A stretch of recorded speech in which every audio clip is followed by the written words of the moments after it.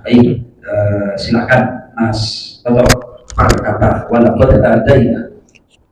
Walaqad dan sungguh ataina kami telah mendatangkan Musa untuk Musa Alkitab kitab Taurat wa qafaina dan telah kami susulkan min dari ba'dihi sesudah Musa birusul dengan rasul-rasul wa ataina dan telah kami datangkan Isa bin Maryam kepada Isa putra Maryam al-bayyinati bukti-bukti mukjizat wa ayyadnahu dan kami memperkuatnya biruhi dengan roh jiwa al-kudus yang suci Jibril.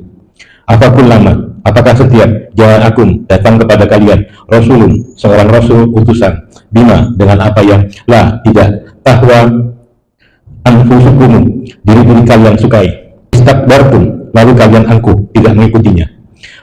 Wafarikon kemudian sebagian dari para rasul tazabtum kalian dustakan wafarikon dan sebagian para rasul yang lain tak turun kalian bunuh. Tuh kelakuannya orang Yahudi. Jadi ayat 87 dan beberapa ayat berikutnya itu adalah sikap orang Yahudi terhadap para rasul-rasul Allah dan juga terhadap kitab-kitab.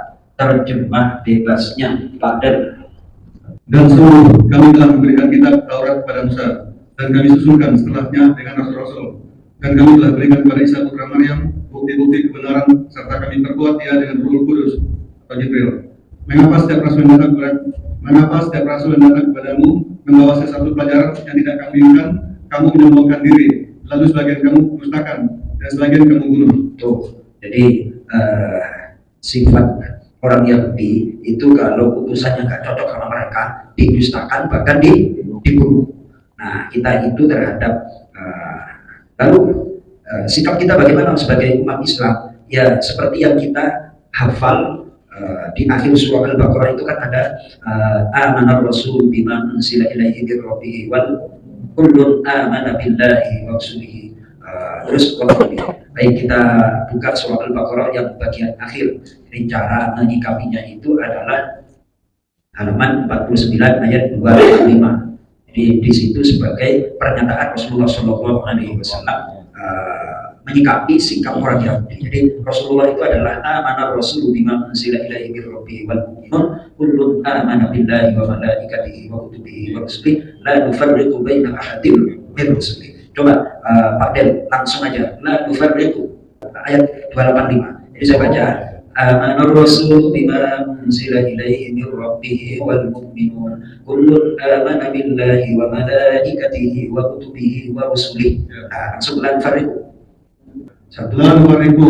Tidak kami beda-bedakan dalam beriman baina di antara ahadin min seorang pun dari rasul-rasulnya. Baik, itu poinnya di situ Mas Toto. La nufarriqu baina ahadin min rusuli.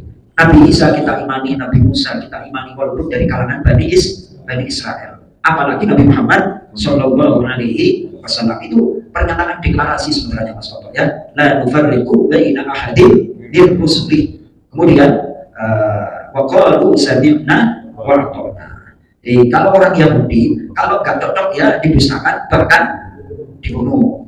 Kita terhadap ini kan kita sebenarnya melawan diri kita sendiri. Ada katakanlah seseorang misalnya Ustaz, kalau yang dicocokin dibela full, kalau nggak cocok nggak, janganlah. Yang nggak cocok itu apanya?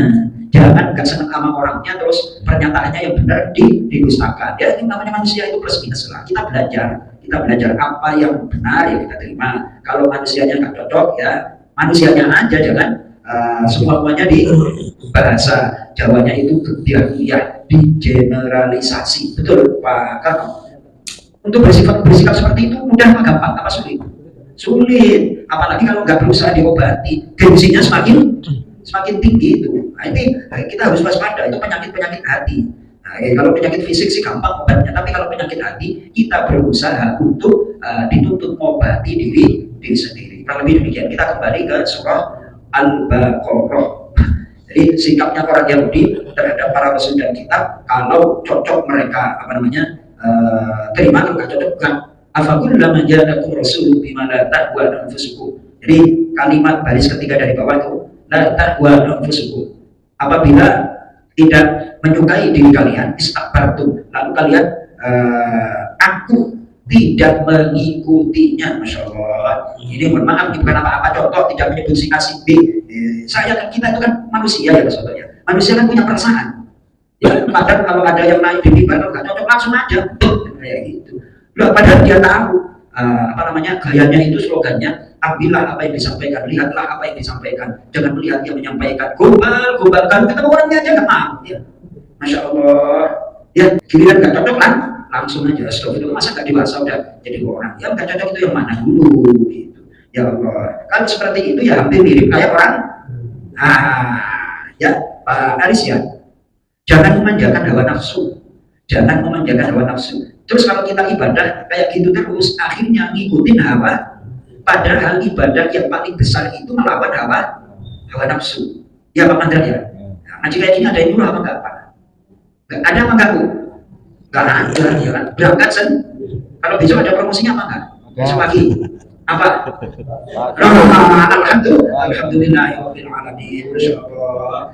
Jadi ya enggak apa-apa. Kalau kita sudah terbiasa melawan hawa nafsu, insya Allah hidup kita akan enteng, akan ringan. Apapun yang dihadapi ya biasa-biasa aja lah. Alhamdulillah ya Rabbil alamin.